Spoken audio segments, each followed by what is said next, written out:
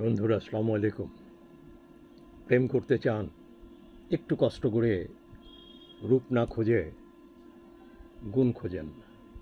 রূপ দেখতে দেখতে দীর্ঘদিন প্রেমের অবসরে রূপ ম্লান হয়ে যাবে। বা যতই দেখবেন গুণের পরিচর্যা করতে করতে গুণ শেষ পর্যন্ত আপনাকে বিয়ের পিড়িতে বসাবে, কারণ ওই মেয়েটির গুণ আপনি ভুলে যেতে পারবেন না। ক্লিয়ার? শিক্ষা গ্রহণ করতে চান, ডিগ্রি নিতে চান, এমন একটা ডিগ্রি গ্রহণ করুন যে ডিগ্রি গ্রহণ করতে যত টাকা আপনি ব্যয় করবেন তার চেয়ে আয় বেশি করতে পারেন। এমন অনেক শিক্ষাগত যোগ্যতা ডিগ্রি আমরা অর্জন করি, সেটা দিয়ে একটা চাকরি জোগাড় করাটা খুব ডিফিকাল্ট হয়ে পড়ে। এই ডিগ্রির কোনো দরকার নেই। সে ডিগ্রি আপনাকে শিক্ষাঙ্গনে অবমূল্যায়িত করবে কর্মক্ষেত্রে, সমাজে, সংসারে।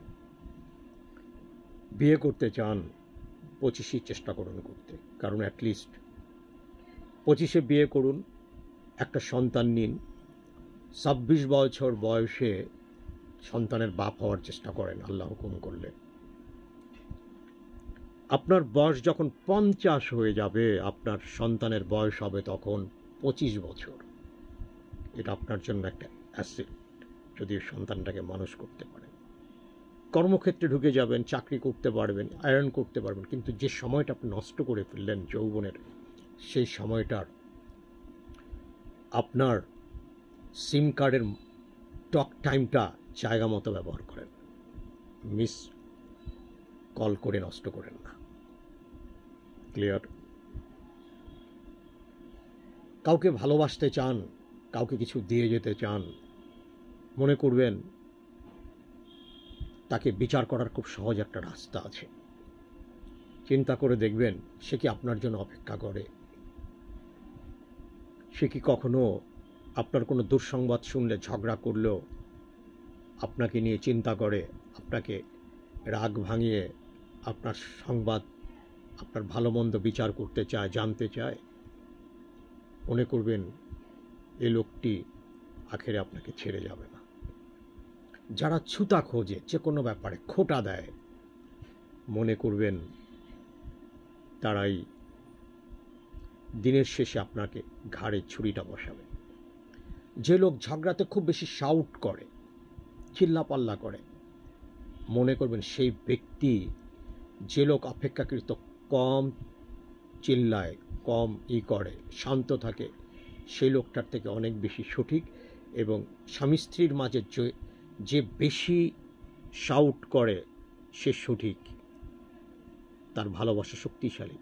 আর যে চুপ করে থাকে, মনে করেন সেই সকিনার মা বাইল খুঁজতে আসে যে কোনো দিন সকাল বাঁকা আপনার চিচিং ফাঁক করে বেড়ে যাব। এই কেয়ারফুল। আমি কিছু কথা বলছি, এটা লজিক্যাল ফিলসফির কথা।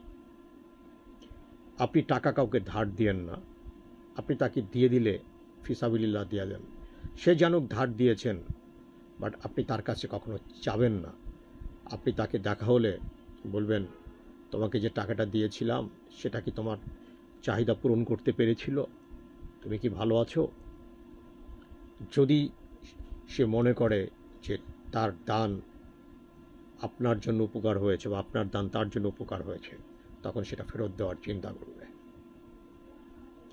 আপনি কর্মক্ষেত্রে বসের চাইতে নিচু শ্রেণীর লোকদের সাথে, যারা আপনার থেকে নিচু পদস্থ, তাদের সাথে ভালো সম্পর্ক রাখার চেষ্টা করেন, কারণ দিনের শেষে তাদের কাছ থেকে আপনি অনেক কিছু শিখতে পারবেন, অনেক সাপোর্ট পাবেন।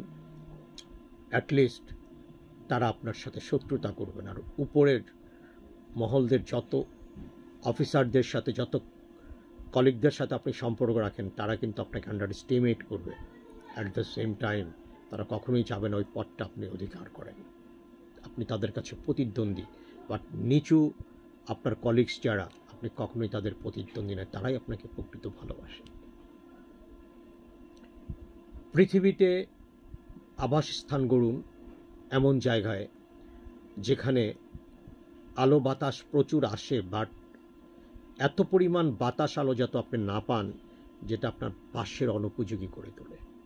যারা খুব ভাইরাস বিল্ডিংয়ে থাকেন, গ্রীষ্মকালে দেখেছেন রোদটা যখন পড়ে, সে আলোর সাথে আপনাকে কত তাপ দেয়, যে তাপ আপনার জন্য অসহ্য, অপ্রয়োজনীয়। ঝড়ের মাঝে শীতের সময় যে বাতাস আপনি গ্রীষ্মে খুঁজে বেড়ান, সে বাতাস ওই সময়টা আপনার জন্য কত হৃদয় বিদারক, ওয়েস্টার্ন উইন্ড। সো খুব বেশি উপরেও যেমন শান্তি নেই, খুব নিচেও শান্তি নেই। মধ্যবর্তী স্থান বেছে নেন জীবনের জন্য, সবসময় দেখবেন সুখ শান্তি দুটোই পেয়ে যাবেন। আজকে এই পর্যন্তই, আর কথা বাড়ালাম না। সৈয়দ সুফি সাহের পক্ষ থেকে সবার জন্য রইল প্রাণ ঢালা ভালোবাসা। আসসালামু আলাইকুম।